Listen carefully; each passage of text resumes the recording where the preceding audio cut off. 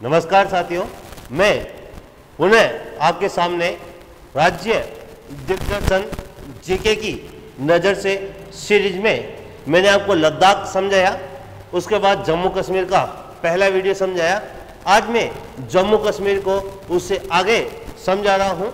समझिए, जम्मू कश्मीर के अंदर जो राष्ट्रीय अभयारण्य है उन राष्ट्रीय अभयारण्यों में एक है दाचीगाम राष्ट्रीय अभयारण्य। जम्मू कश्मीर का जो राज्य पशु है उसका नाम है हंगुल हिरण। तो जी हंगुल हिरण के लिए प्रसिद्ध दाचीगाम राष्ट्रीय अभयारण्य कहाँ पर है? जम्मू कश्मीर के अंदर। भारतीय वन्यजीव संरक्षण अधिनियम, भारतीय वन्यजीव संरक्षण जो अधिनियम है, ये अधिनियम 1972 में लागू किया गया। क्वेश्चन पूछा जाएगा भारतीय वन्यजीव संरक्षण अधिनियम 1972। फिर इसी वन्यजीव संरक्षण अधिनियम के तहत टाइगर प्रोजेक्ट शुरू किया गया। तो जो टाइगर प्रोजेक्ट या बाघ संरक्षण जो परियोजना है वो 1973 में शुरू की गई। दोनों महत्वपूर्ण क्वेश्चन है, भारतीय वन्यजीव संरक्षण अधिनियम 1972 और भारतीय जो बाघ संरक्षण अधिनियम है, टाइगर प्रोजेक्ट है, वो कब शुरू हुए? तो 1973 के अंदर शुरू हुए हैं। ऐसी प्रजातियां जो विलुप्त होने के कगार पे होती है उसे रेड डेटा बुक में रखा जाता है। रेड डेटा बुक में रखा जाता है।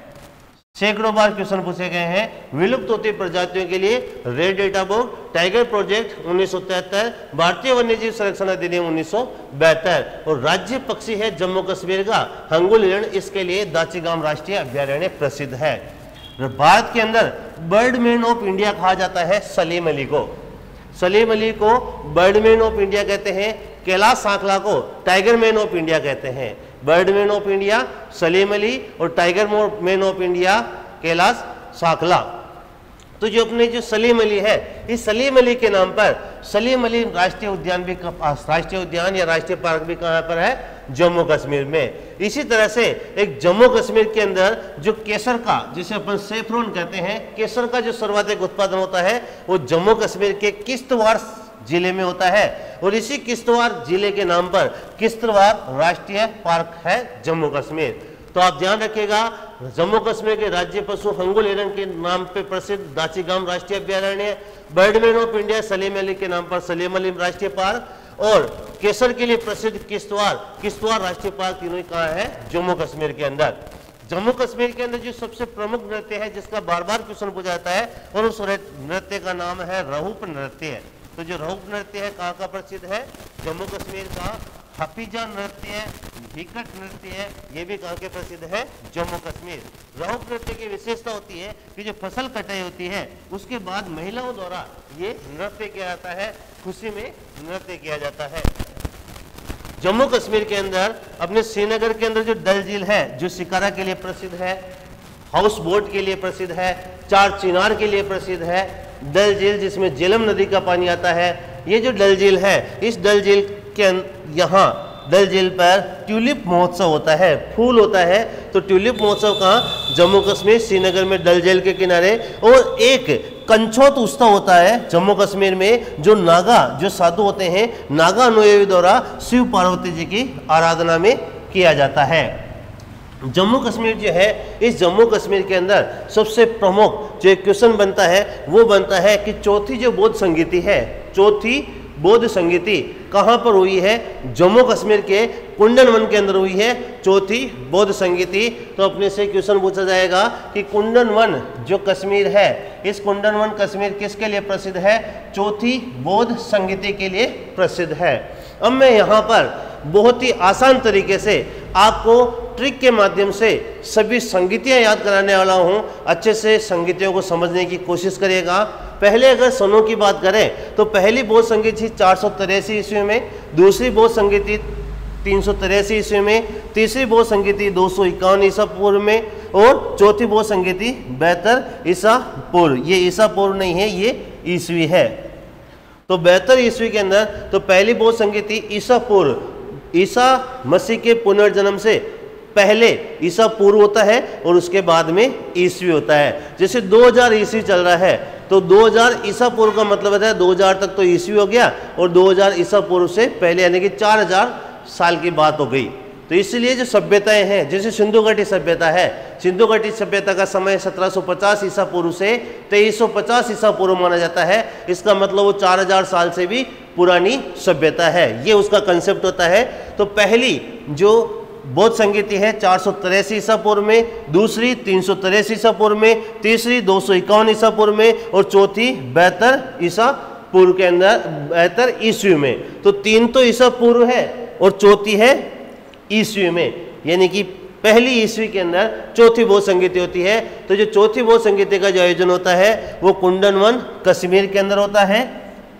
इस समय जो राजा होता है वो कनिष्क होता है, और इसका जो अध्यक्ष है वो वसुमित्र था, और इस वसुमित्र तो अध्यक्ष था, और इसका सहयोगी ये इसका जो अन्य साथी है उसका नाम अश्वघोष था, अश्वघोष। तो वापस से समझिए कि जो बौद्ध संगीतियाँ हैं उन बौद्ध संगीतियों के अंदर स्थान महत्वपूर्ण है, शासक महत्वपूर्ण है, और उसका अध्यक्ष महत्वपूर्ण है। पहली बौद्ध संगीति, दूसरी बौद्ध संगीति, तीसरी बौद्ध संगीति ईसा पूर्व 483 ईसा पूर्व, 383 ईसा पूर्व, 251 ईसा पूर्व, और फिर चौथी जो है 72 ईस्वी के अंदर हुई थी। ये अपने सनों का याद रह जाएगा। अब आप ध्यान रखेंगे रावपाक का मतलब रा से राजगृह, वै से वैशाली, पा से पाटलिपुत्र, और कैसे कुंडनन या कश्मीर में। तो आप ध्यान रखिए रावपाक से आपको याद हो गया कि पहली बौद्ध संगीति राजगृह है, जिसे राजगीर भी कहते हैं, राजगृह को राजगीर के नाम से भी जाना जाता है। तो ये बिहार में। दूसरी बौद्ध संगीति वह का मतलब वैशाली बिहार में, तीसरी पा से पाटलिपुत्र बिहार में, और चौथी कैसे कश्मीर या कुंडनवन कश्मीर में। तो आसानी से याद रखिए पहली बौद्ध संगीति 483 ईसा पूर्व, दूसरी 383 ईसा पूर्व, तीसरी 251 ईसा पूर्व, चौथी 72 ईस्वी के अंदर। स्थान में अगर ध्यान रखेंगे रावपाक, राजगृह, वैशाली, पाटलिपुत्र और कुंडनवन। और अका अक याद रखेंगे, अका अक अका अक, अजातशत्रु, कालाशोक, अशोक और कनिष्क। यानी कि पहली बौद्ध संगीति थे वो 483 ईसा पूर्व में राजगृह बिहार के अंदर हुई थी, शासक अजातशत्रु थे। दूसरे में शासक कालाशोक थे, तीसरे में अशोक थे, चौथी में कनिष्क थे। तो अका अक से आप याद रखेंगे अजातशत्रु, कालाशोक, अशोक और कनिष्क। रावपाक से याद रखेंगे राजगृह, वैशाली, पाटलिपुत्र, कुंडनवन, कश्मीर। ये जो अजातशत्रु है ये हर्यक वंश के थे, कालाशोक शिशुनाग वंश के थे, कालाशोक शिशुनाग वंश के थे। अशोक के बारे में पता ही है अपने को कि ये मौर्य थे, और जो कनिष्क है ये कुषाण वंश के थे, और इन्होंने ही 78 ईस्वी में शक संवत चलाया था। फिर अगर अपने को अध्यक्षों को याद रखना है तो आपको याद रखना है महाकामी पुत्र वसु, महाकामी पुत्र वसु, यानी कि पुत्र वसु महाकामी था। तो महाकश्यप, कामी का सर्वकामिनी, इस सर्वकामिनी को सभाकामी भी कहा जाता था, सर्वकामिनी को सभाकामी भी कहा जाता था। तो कामी, महाकामी पुत्र तो मोगली पुत्र तिस, और वसुमित्र से वसुमित्र, और इसका सहयोगी या उपाध्यक्ष कौन था तो अश्वघोष। तो पहली बौद्ध संगीति 483 ईसा पूर्व में राजगृह बिहार, राजगीर, अजातशत्रु शासक था, अध्यक्ष महाकश्यप। दूसरी 383 ईस्वी में वैशाली बिहार में कालाशोक शासक, सर्वकामिनी या सभाकामी अध्यक्ष। तीसरी बौद्ध संगीति 251 ईसा पूर्व में पाटलिपुत्र बिहार में अशोक मौर्य शासक, मोगलीपुत्र तिस अध्यक्ष। चौथी बौद्ध संगीति 72 ईस्वी में कुंडनवन कश्मीर में कुषाण वंशीय शासक कनिष्क शासक था, वसुमित्र और अश्वघोष इसका क्या था अध्यक्ष था। जम्मू कश्मीर की बात कर रहे हैं क्योंकि कुंडनवन कश्मीर के अंदर चौथी बौद्ध संगीति हुई थी। देखो जो जम्मू कश्मीर है, इस जम्मू कश्मीर के अगर अपन दर्रों की बात करें तो इसकी छोटी सी ट्रिक है कि बुर्ज बनी जो पीर, अपन ऐसे लिख सकते हैं कि जो जम्मू है इस जम्मू की बुर्ज बनी जो पीर, जम्मू की बुर्ज बनी जो पीर, यानी कि पीड़ा बन गई है, कौन, बुर्ज बन गई है, तो बुर्ज बनी जो पीर। तो बुर्ज से बुर्जिल दर्रा, बनी से बनिहाल दर्रा, जो से जोजिला दर्रा और पीर से पीर पंजाल दर्रा। ये जो दर्रे हैं ये अपने जम्मू कश्मीर में है, बुर्जिल दर्रा, बनिहाल दर्रा, जोजिला दर्रा और पीर पंजाल दर्रा। अब यहाँ इन दर्रों में से महत्वपूर्ण क्वेश्चन है कि जो बनिहाल दर्रा है, तो ये अपने बनिहाल दर्रा कहाँ पर है, जम्मू कश्मीर के अंदर है और इससे जवाहर सुरंग गुजरती है और ये जवाहर सुरंगी है जो जम्मू कश्मीर को श्रीनगर से जोड़ती है। तो अगर अपन जम्मू से श्रीनगर जाएंगे तो जवाहर टनल से होकर, जवाहर सुरंग से होकर जाना पड़ेगा, अतः ये जम्मू को श्रीनगर से क्या करती है, जोड़ती है। फिर जो पीर पंजाल दर्रा है, तो पीर पंजाल दर्रा भी अपने जम्मू कश्मीर के अंदर है और पीर पंजाल दर्रा के अंदर जो पीर पंजाल रेल सुरंग है ये सबसे लंबी रेल सुरंग है। तो सबसे लंबी रेल सुरंग कौन सी है, पीर पंजाल रेल सुरंग, जो पीर पंजाल दर्रे को क्रॉस करने के समय बनाई गई है। अपन जम्मू कश्मीर की बात कर रहे हैं, किसकी बात कर रहे हैं अपन, जम्मू कश्मीर की। तो जम्मू कश्मीर के अंदर दो जो NH है, राष्ट्रीय राजमार्ग है, वो बहुत ही प्रसिद्ध है। एक है जो अपन कहलाता है NH1। तो ये NH1 है जम्मू कश्मीर, ये श्रीनगर से पठानकोट पंजाब तक जाता है। तो NH1 याद रखिएगा, श्रीनगर से पठानकोट पंजाब तक। NH जो 44 है, तो इस NH1 भी का संबंध जम्मू कश्मीर से, NH 44 जो जम्मू कश्मीर में है, इसकी सबसे बड़ी विशेषता है कि ये भारत का सबसे लंबा NH है। इसकी लंबाई 3745 किलोमीटर है और ये श्रीनगर से कन्याकुमारी तक फैला हुआ है। आप ध्यान रखेंगे कि NH1 जम्मू कश्मीर श्रीनगर से पठानकोट पंजाब तक, NH 44 जम्मू कश्मीर भारत का सबसे लंबा NH है जिसकी लंबाई 3745 किलोमीटर है और ये श्रीनगर से कन्याकुमारी तक फैला हुआ है। इसी NH 44 के ऊपर एक सुरंग बनाई गई है जिस सुरंग का नाम था चेनानी नासरी सुरंग। तो चेनानी नासरी सुरंग जम्मू कश्मीर में इसी NH 44 पर थी और ये कैसी सुरंग है, तो सड़क सुरंग है, पीर पंजाल रेल सुरंग थी और ये 9.2 किलोमीटर लंबी है। सोच के देख लीजिए, 9.2 किलोमीटर लंबी सड़क सुरंग। तो 9.2 किलोमीटर लंबी ये सबसे लंबी सड़क सुरंग है। तो ये जो इसका जो नया नाम है वो श्यामा प्रसाद मुखर्जी के नाम पर रखा है। नया नाम, चेनानी नासरी का नया नाम श्यामा प्रसाद मुखर्जी सुरंग। श्यामा प्रसाद मुखर्जी जवाहरलाल नेहरू का जो पहला जो मंत्रिमंडल था उसके अंदर मंत्री थे। इन्होंने इस्तीफा दिया, विरोध किया और श्रीनगर के अंदर गए। श्रीनगर के अंदर जम्मू कश्मीर में रहस्यमय तरीके से इनका निधन हो गया।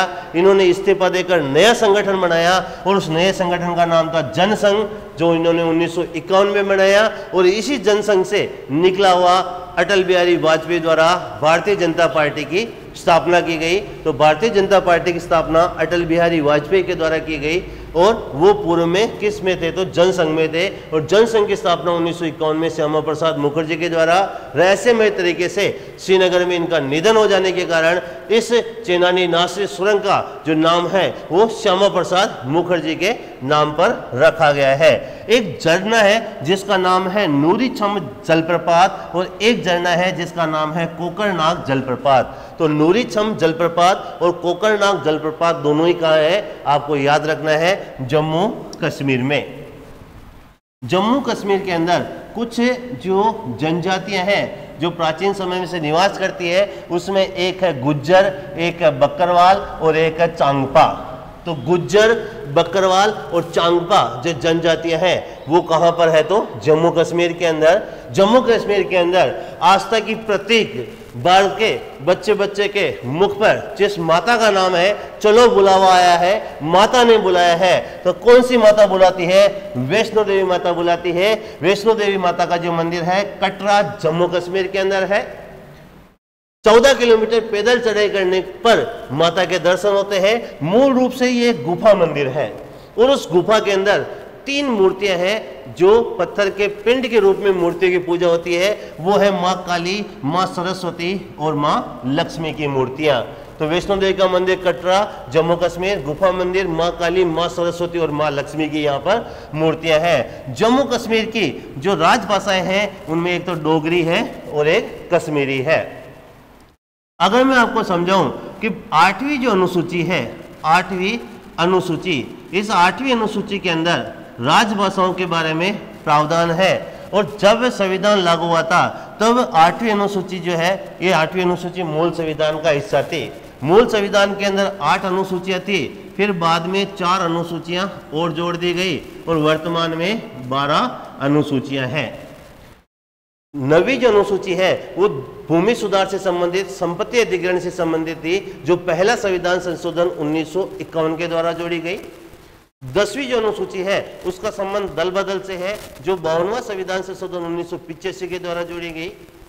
11वीं और 12वीं अनुसूची स्थानीय स्वशासन से संबंधित है। 11वीं अनुसूची का संबंध पंचायती राज से है, जो 73वां संविधान संशोधन 1992 के द्वारा जोड़ी गई और 12वीं अनुसूची का संबंध नगर निकाय से है, जो 74वां संविधान संशोधन 1992 के द्वारा जोड़ी गई।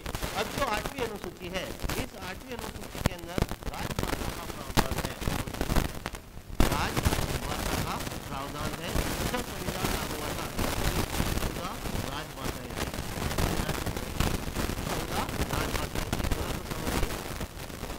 21वां संविधान संशोधन हुआ था 21वां संविधान संशोधन 1967 में हुआ था और ये जो संविधान संशोधन हुआ था इसके द्वारा सिंधी भाषा जोड़ी गई थी और इसका मतलब 14 प्लस 1 भाषा हो गई और भाषा कितनी हो गई, अब 15 हो गई। तो 21वां संविधान संशोधन 1967 के द्वारा सिंधी भाषा जोड़ी गई, 14 और 1 15 हो गई।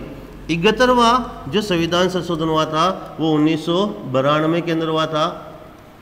इसके तहत 3 भाषाएं जोड़ी गई, जिसमें एक तो थी बोडो, इसमें मणिपुरी, नेपाली और कोंकणी जोड़ी गई। मणिपुरी एक भाषा, नेपाली और एक भाषा जोड़ी गई कोंकणी। वापस से देखिए, संविधान की 8वीं अनुसूची के अंदर 14 राजभाषाएं थी। ये जो 14 राजभाषाएं हैं उसके बाद 21वां संविधान संशोधन 1967 में हुआ, 15वीं भाषा सिंधी जोड़ी गई। 71वां संविधान संशोधन 1992 में मणिपुरी, नेपाली और कोंकणी जोड़ी गई। अब यहाँ महत्वपूर्ण क्वेश्चन बनता है कि जो 92वां संविधान संशोधन है, और ये 92वां जो संविधान संशोधन है ये 2003 के अंदर हुआ था और 92वें संविधान संशोधन 2003 के तहत 4 भाषाएं जोड़ी गई, जो अपने अंग्रेजी के फॉर्मूले बोर्ड मास से अपन याद करते हैं। तो बो से बोडो, डी से डोगरी, एम से मैथिली और एस से संथाली। तो 4 जो राजभाषाएं जोड़ी गई है उनको देखिए, पहली बोडो, दूसरी डोगरी, तीसरी मैथिली और चौथी जोड़ी गई संथाली। तो जो बोर्ड मास है, इस फॉर्मूला है कि जैसे बोडो, डोगरी, मैथिली और संथाली 4 भाषाएं जोड़ी गई, तो 4 भाषाएं जोड़ी गई तो 15 थी, 15 के अंदर 3 जोड़ी 18 हो गई और 18 के अंदर 4 जोड़ी। तो वर्तमान में 8वीं अनुसूची के अंदर कितनी राजभाषाएं हैं? 22 राजभाषाएं हैं। डोगरी यहाँ इनकी भाषा है, इसलिए मैंने यहाँ पर आपको बताने की कोशिश की है। थोड़ा सा समझने की कोशिश करिएगा कि जो साहित्य अकादमी है, केंद्रीय साहित्य अकादमी अपनी दिल्ली के अंदर है, जो साहित्य अकादमी पुरस्कार प्रदान करती है, वो साहित्य अकादमी पुरस्कार इन 22 भाषाओं के अलावा राजस्थानी एवं अंग्रेजी में भी दिया जाता है। यानी कि साहित्य अकादमी दिल्ली 24 भाषाओं के लिए साहित्य अकादमी पुरस्कार प्रदान करती है। अपन बात कर रहे हैं जम्मू कश्मीर की, तो जो जम्मू कश्मीर है, इस जम्मू कश्मीर के अंदर अमरनाथ महादेव का मंदिर भी है। तो जो जम्मू कश्मीर है, इस जम्मू कश्मीर के अंदर अमरनाथ महादेव का मंदिर है। तो अमरनाथ महादेव का मंदिर पहलगाम, अनंतनाग, जम्मू कश्मीर के अंदर है। ये जो अमरनाथ महादेव है पहलगाम के लिए मैंने बताया 22 अप्रैल 2025 को पहलगाम अटैक हुआ, 26 व्यक्ति मारे गए थे। पहलगाम जो घटना है, इस पहलगाम घटना के विरुद्ध भारत सरकार के द्वारा 6 से 7 मई को ऑपरेशन चलाया गया और उस ऑपरेशन के तहत अपने अटैक किया, ऑपरेशन सिंदूर के तहत अटैक किया, अपने आतंकवादियों के 9 ठिकानों के ऊपर सर्जिकल स्ट्राइक की, एयर स्ट्राइक की, वहां पर 100 से ज़्यादा महत्वपूर्ण आतंकवादी मारे गए। 10 मई को अपन ने क्या कर दिया, सीज फायर कर दिया और S-400 जो अपना एंटी बैलिस्टिक मिसाइल सिस्टम है, अपना जो सुरक्षा जो प्रणाली थी, उसके तहत अपने सारी पाकिस्तानी जो मिसाइलें हैं, सारे ड्रोन हैं, उनको अपने नेस्तो नाबूद कर दिया और S-400 अपने रूस से लिया।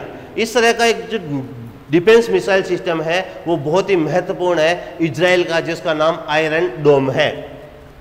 तो ये अमरनाथ महादेव जो है वो 3388 मीटर ऊंचा एक गुफा मंदिर है। यहाँ पर स्वयंभू बर्फ से शिवलिंग बनता है और भृगु मुनि ने इस गुफा की क्या की थी, खोज की थी और बर्फ से शिवलिंग बनने के कारण इन्हें बाबा बर्फानी के नाम से भी जाना जाता है। अमरनाथ महादेव, पहलगाम, अनंतनाग, ध्यान रखना है बाबा बर्फानी। चलो बुलावाया है, अमरनाथ महादेव ने बुलाया है। भृगु मुनि ने गुफा की खोज की, स्वयंभू शिवलिंग बर्फ से प्रकट होता है, 3388 मीटर ऊंचा गुफा मंदिर है। यहाँ श्रीनगर के अंदर एक अंतर्राष्ट्रीय हवाई अड्डा है, इंटरनेशनल एयरपोर्ट है, जिसका नाम है शेख उल आलम।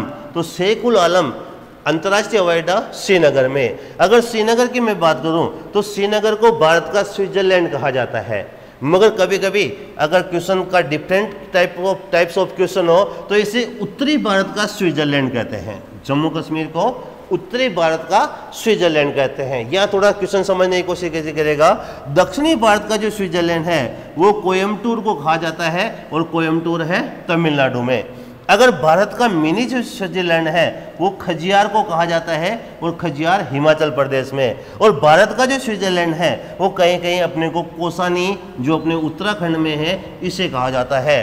तो उत्तरी भारत का स्विट्जरलैंड श्रीनगर, भारत का स्विट्जरलैंड कोसानी उत्तराखंड, भारत का मिनी स्विट्जरलैंड खजियार हिमाचल प्रदेश और दक्षिणी भारत का जो स्विट्जरलैंड है वो कोयम्बटूर तमिलनाडु को कहा जाता है। अगर मैं आपसे कहूँ कि जो जम्मू कश्मीर है, इस जम्मू कश्मीर में बहुत सारी जो चीज़ें हैं, ये जम्मू कश्मीर की जो जीवन रेखा है वो झेलम नदी है। और उस झेलम नदी के बारे में मैं आपसे सबको समझाना चाहता हूँ कि जो झेलम नदी है, ये झेलम नदी, इस झेलम नदी का जो उद्गम होता है वो वेरीनाग झील भी कहा गया इसे। वैसे वेरीनाग झरना है, वेरीनाग क्या है, झरना है, मगर वहाँ पर कुंड है, उस कुंड से ये नदी निकलती है, इसलिए उसे वेरीनाग झील कहते हैं, वरना ये शेषनाग झील का इसका उद्गम होता है। तो वेरीनाग ऑब्लिक शेषनाग झील से किस नदी का उद्गम होता है, झेलम नदी का क्या होता है, उद्गम होता है। अब ये जो झेलम नदी है, इस झेलम नदी का प्राचीन नाम या फिर अपन कहेंगे वेदों के अंदर झेलम नदी को किस नाम से पुकारा गया है, वितस्ता के नाम से पुकारा गया है। झेलम नदी को वेदों के अंदर वितस्ता नदी कहा गया है। तो वेदों में झेलम नदी को वितस्ता नदी कहा गया है। तो जो वितस्ता नदी है ये झेलम नदी का प्राचीन नाम है। झेलम नदी की कुल लंबाई 724 किलोमीटर है, जिसमें 400 किलोमीटर ये कहाँ बहती है, अपने भारत में बहती है। झेलम नदी का उद्गम होता है वेरीनाग झरना शेषनाग झील जम्मू कश्मीर से। फिर ये जो नदी है, इस नदी के ऊपर तुलबुल परियोजना है, उरी परियोजना है, फिर ये डल झील का निर्माण करती है। श्रीनगर इसके किनारे के ऊपर है। भारत की सबसे बड़ी मीठे पानी की झील वुलर झील बनाती है। इसके किनारे जो घास के मैदान है वो सोनमर्ग और गुलमर्ग प्रसिद्ध है। और ये जंग नामक जो स्थान है, पाकिस्तान है, वहाँ पर ये चिनाब नदी में मिल जाती है। मुख्य जो नदी है वो चिनाब नदी है। तो मुख्य नदी कौन सी है, चिनाब नदी। यानी कि कोई नदी मिलने के बाद जब आगे नदी बहती है और उस नदी का नाम अगर आगे जो होता है वो मुख्य नदी हो जाती है और दूसरी उसकी सहायक नदी। यानी कि जो झेलम नदी है वो चिनाब नदी की क्या है, सहायक नदी है। झेलम नदी को वितस्ता नदी कहा गया है। इसे यूनानी हाइडेस्पीच भी कहते थे। यूनानी इस नदी को हाइडेस्पीच कहते थे, इसलिए 326 ईसा पूर्व में सिकंदर के समय एक युद्ध हुआ जिसे हाइडेस्पीच का युद्ध भी कहते हैं, जिसे वितस्ता का युद्ध भी कहते हैं। ये 326 ईसा पूर्व में हुआ था। ये हुआ था अपने सिकंदर के और अपने राजा पोरस के मध्य। तो सिकंदर और राजा पोरस के मध्य हाइडेस्पिज का युद्ध हुआ, वितस्ता का युद्ध हुआ 326 ईसा पूर्व में, क्योंकि यूनानी इस झेलम नदी को हाइडेस्पिज कहते थे और भारत के अंदर वेदों में इस नदी को, झेलम नदी को वितस्ता के नाम से जाना गया है। तो शेषनाग झील से उद्गम इस झेलम नदी की एक सहायक नदी है जिसका नाम है किशन गंगा।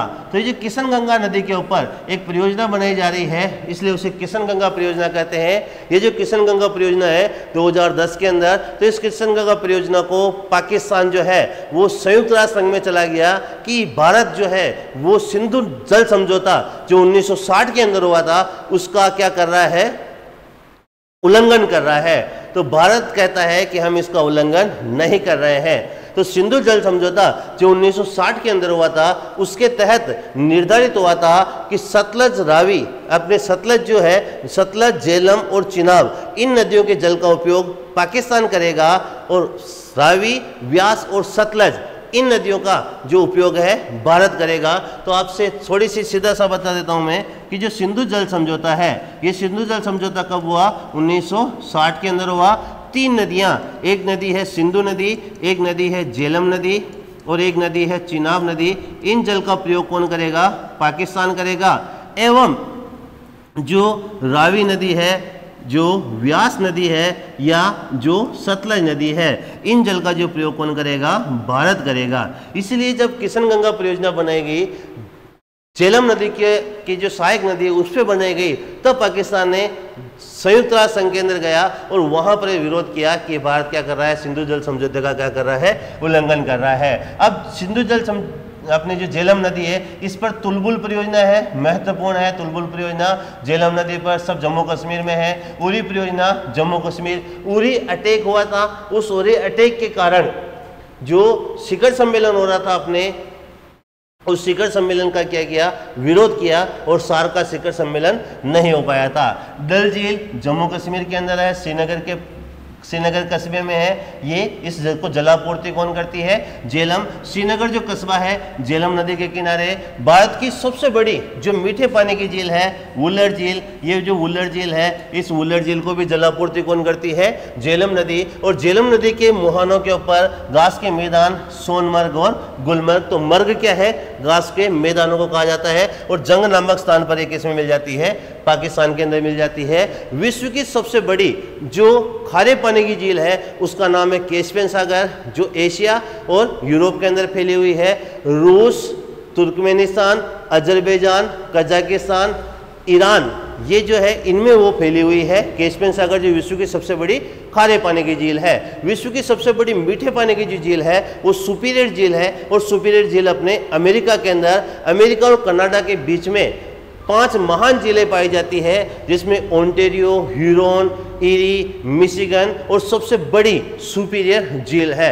भारत की सबसे बड़ी मीठे पानी की झील वुलर झील है, जो जम्मू कश्मीर में झेलम नदी के ऊपर बनी हुई है। और भारत की सबसे बड़ी खारे पानी की झील है चिल्का झील है, उड़ीसा के अंदर, जो मूल रूप से एक लेगून झील है, जो छिछले समुद्र से जिस झील का निर्माण होता है। बहुत बहुत धन्यवाद, आपने इस वीडियो को देखा।